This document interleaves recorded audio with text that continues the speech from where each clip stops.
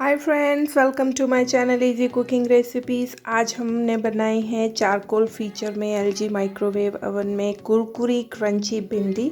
आप देख सकते हैं कितनी क्रिस्पी और क्रंची लग रही हैं। तो चलिए स्टार्ट करते हैं। तो ये मैंने ली है 300 ग्राम भिंडी और उनको इस तरीके से मैंने एक साइड से कट कर लिया है।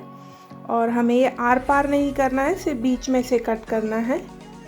तो उसके बाद हमने ये 1 टीस्पून लिया है धनिया पाउडर, 1 टीस्पून हम ले लेंगे गरम मसाला और आधा टीस्पून मैंने लिया है हल्दी पाउडर,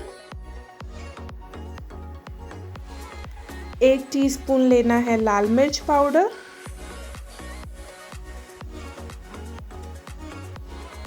और ये 1 टीस्पून लिया है अमचूर पाउडर।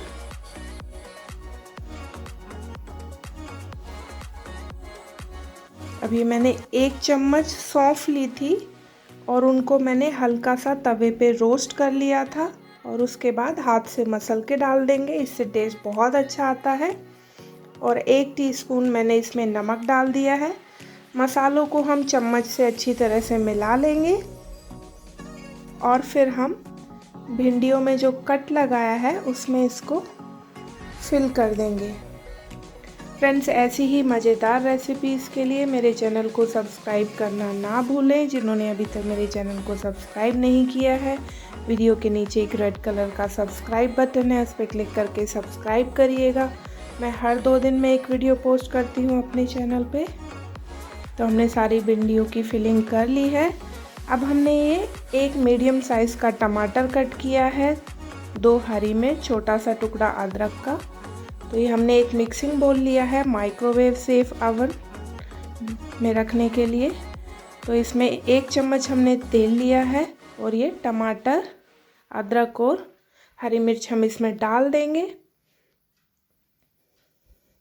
तो फ्रेंड्स, हमने ये जो ओवन है एलजी चारकोल वाला, इसमें अब हमें सेटिंग करनी है।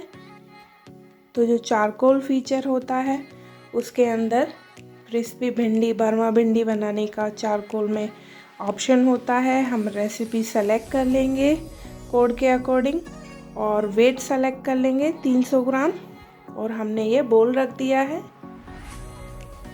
जब तक बोल वहाँ ओवन में रखा है, हम भिंडी को माइक्रोवेव तवे पर रख लेंगे। हल्का सा तवा हमने ग्रीस कर लिया था तेल से और ऊपर से कुछ बूंदे तेल की डाल देंगे।